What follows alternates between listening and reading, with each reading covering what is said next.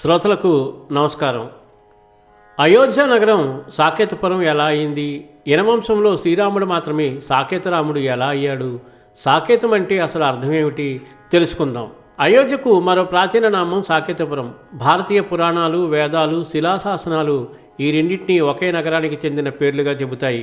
కాలక్రమేణా ఒకే పుణ్యనగరానికి రెండు పేర్లు ప్రసిద్ధి చెందాయి. ఇవి వేర్వేరు నగరాలను సూచించవు. సంస్కృత, ప్రాకృత భాషల మార్పులు, వేద సంప్రదాయాలు, సాహిత్య పరంపరల వల్ల పేర్ల పరివర్తన మాత్రమే జరిగింది. సాకేతం అన్న పదానికి మూలం సంస్కృతం. దీని ధాతు సంబంధం సా ప్లస్ కేత రూపంలో ఉంది. సా అంటే సమీపంలో లేదా తో, కేత అంటే దీప్తి, జ్యోతి, సూచిక, పతాకం. మొత్తం పదానికి భావార్థం దేవతా ప్రకాశానికి అత్యంత సమీపంగా ఉన్న స్థానము, దివ్యజ్యోతి నిలయమైన ప్రదేశము.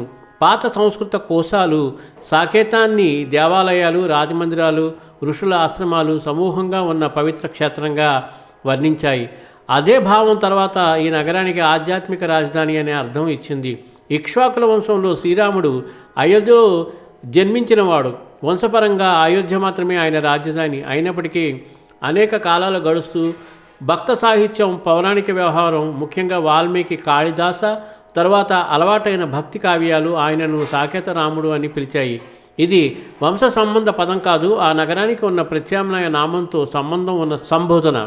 రామ పట్టాభిషేకానికి, ఆయన రాజ్యాన్ని, ఆయన దివ్యపురిని సూచించడానికి కవులు సాకేతధామ, సాకేతపురి, సాకేతనాథ వంటి శబ్దాలను వాడారు. ఇది తాత్విక సమ్మోహనానికి సంబంధించిన భాషా సంప్రదాయం. అంటే రాముడు సాకేతానికి అధిపతి, సాకేతపురం ఆయన దివ్యవాసం అన్న భావావేశం.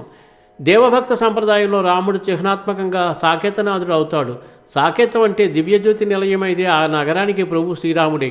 భక్తి కాలంలో ఆయనను పరమపదానికి కూడా సాకేతలోకం అని కవియోగులు దివ్య రూపంలో భావించారు. అక్కడ సాకేతం భౌతిక నగరం అయిన అయోధ్యకు అదే సమయంలో ఆధ్యాత్మిక లోకానికి కూడా పరమనామమైంది. భాష, తత్వం, చరిత్ర ఈ మూడు కలిసినప్పుడు ఒకే పుణ్య ప్రాంతానికి రెండు పేర్లు సహజంగా రూపుదిద్దుకున్నాయి. అయోధ్య ఒక చారిత్రక రాజధాని పేరు, సాకేతం ఒక ఆధ్యాత్మిక, కవితాత్మక, ప్రాచీన ప్రత్యామ్నాయ నామం. అందువల్ల శ్రీరాముడికి రెండు పేర్లు సమానంగా వర్తిస్తాయి.